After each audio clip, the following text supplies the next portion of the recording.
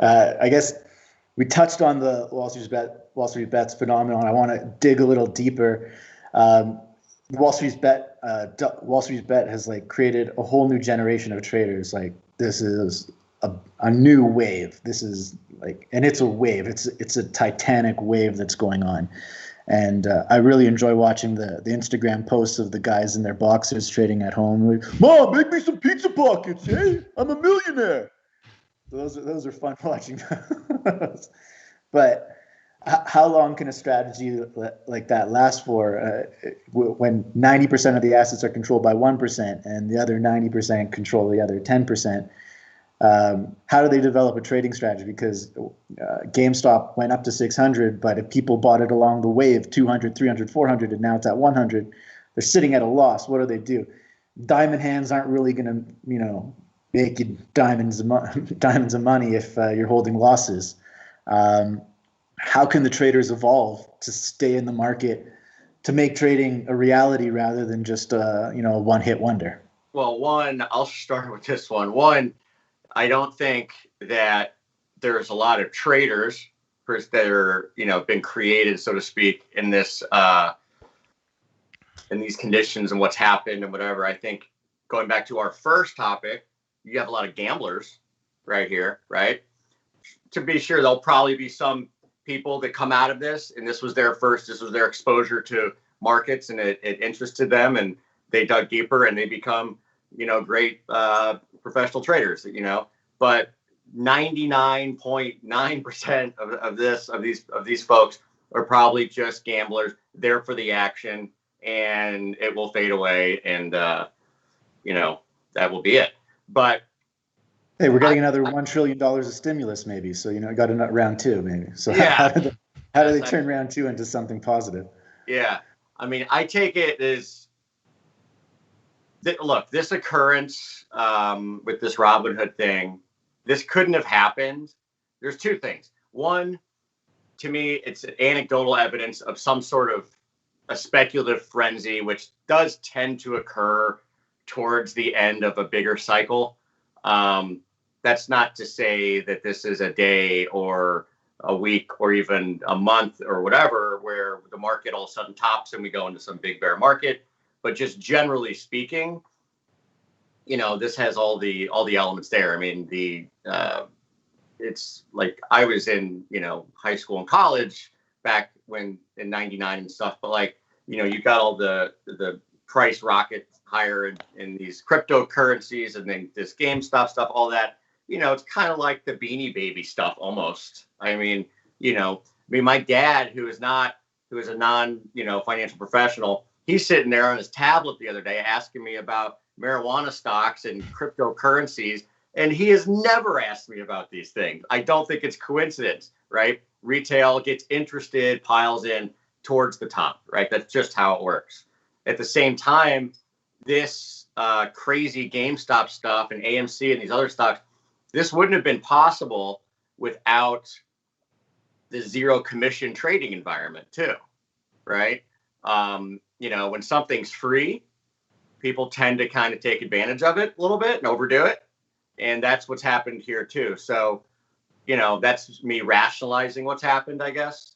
But yeah, to your original question on this, I don't think there's a lot of traders in there. I just think it's a lot of gamblers. And I'm not sure there's a whole lot to learn and take away from it other than stay away from it because it's probably not going to end up that great. I mean, you just look at the volume on it, right? Like, were there some people that bought this months ago, GME or whatever, and sold out when this speculative frenzy hit? I'm sure there were. And probably a lot of those people were larger funds too. Were the retail traders that all of a sudden bought in when, on the message boards, all that stuff was going on, a day later, they're sitting on a 60% loss, right? I think it was 2 days ago, or maybe I was yesterday, 2 days ago, where GME opened up down 50%. So, their trading dreams are probably already over at that point. I don't know. That's where I'm at.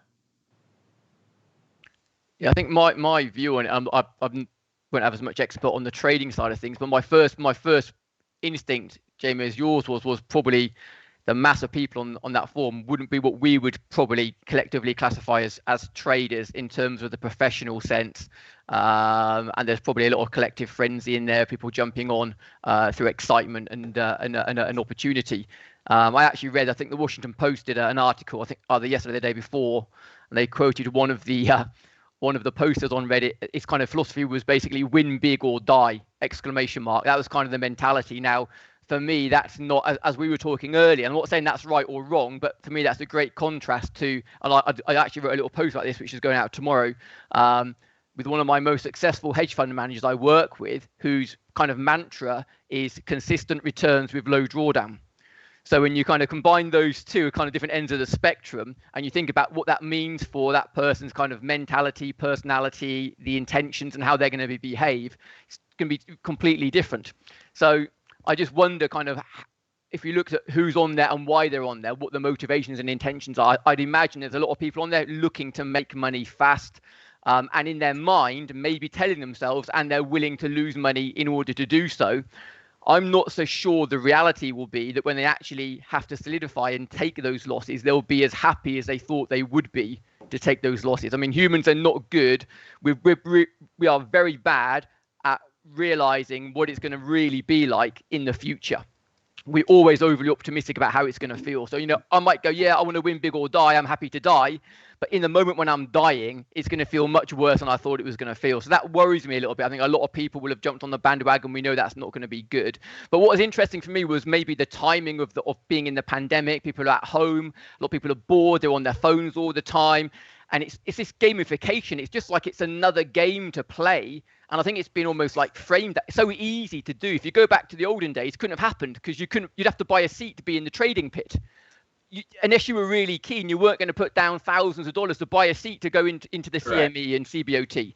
Then, of course, trading went electronic, but it was still predominantly in the domain of the professionals. Of course, then it transitioned, and suddenly, you know, in the UK, we've got spread betting, CFDs, and so on, easy access to the markets. And now anybody of the correct age can access the markets, and that shifted it. But of course, you were paying spreads and so on, and it's almost like this is like the next evolution, which is obviously, you know, zero commissions, ease of access, very much like a game, which again has some positives, I guess, but likewise has some negatives. And for me, when I first kind of started reading about, you know, the Robinhood and so on last year and the evolution of these platforms, my gut instinct, I'm not saying this is right, but my gut instinct was this feels like when they put casinos online. Because again, you know, if casinos of old, you had to physically go to the casino, you had to hand over your money, get some chips. You would see those chips disappear quite often. You'd have to go back, hand over more money, get more chips. It's a physicality of being there and doing. Whereas now, you know, you log on, you link your credit card to the account, boom, boom, boom, boom, boom, it runs out, you reload it again, press red, press green, up, down, up, down, up, down. And it just feels like, you know, the slot machine's online. And that's what worries me, because that kind of speed and ease of access will be addictive for many people. And obviously, a lot of these people, my senses, are relatively young people. Yeah. And I think, you know, it could start off with Robinhood and a bit of trading, could go on to online poker, could go on to slot machines online. So what worries me is, what does it start off that maybe, you know, has long-term impact on a lot of young people or you know, younger people? Kind of ruins it for them. Also, we talked earlier about difference in gambling and trading, right? You talked about what's your intention. Yeah. Right. Like, ask yourself, what do you think the intention of all these people on Wall Street Bets that literally opened up an account on Robinhood so that they could trade GME stock? What do you think their intention was? I doubt that their intention was, you know, to learn how to extract profit from the market and, you know, like you said, low drawdowns, consistent returns. That's not their intention, right? Their intention was, my neighbor told me about this, and last week he made $100,000, and that's what I'm going to do now. Yep. And now that, you know, whatever. So I don't know if, like, almost surely positive that almost all these people are probably not going to continue and they're not going to learn anything from it. But, you know, because that's not their intention. Their intention is not to learn from it anyway, right? This was just place it on red or black and roll the dice. Yeah. That's it. And I think, again, the pandemic, the situation, obviously a lot of people are struggling financially, or know they might be in the future. So I think people are open. I mean, I've seen, just through my own sort of inquiries on my own email, the interest growing in the, in the retail trade, in the general public, in terms of how can I make money for myself, either to top up my income or to potentially have to replace that. So I think, again, almost like this perfect storm, whether it be, market cycles, ease of access, the pandemic, people at home a lot, worrying about money. Suddenly, you hear this story, all starts to break. And I think like Jamie says, it's as a guy said in the Washington Post, win big or die. I mean, I think that's some people's mentality is. And it's also asking kind of the wrong question too. Like, how can I make money, rather than how can I train myself to be able to, give myself a shot at making money. Yeah, exactly. Rather than just, how can I make money? Like, well, first there's going to be losses involved too. So, prepare yourself for that. So yeah, people come to it a lot with kind of the wrong mindset, I think, too.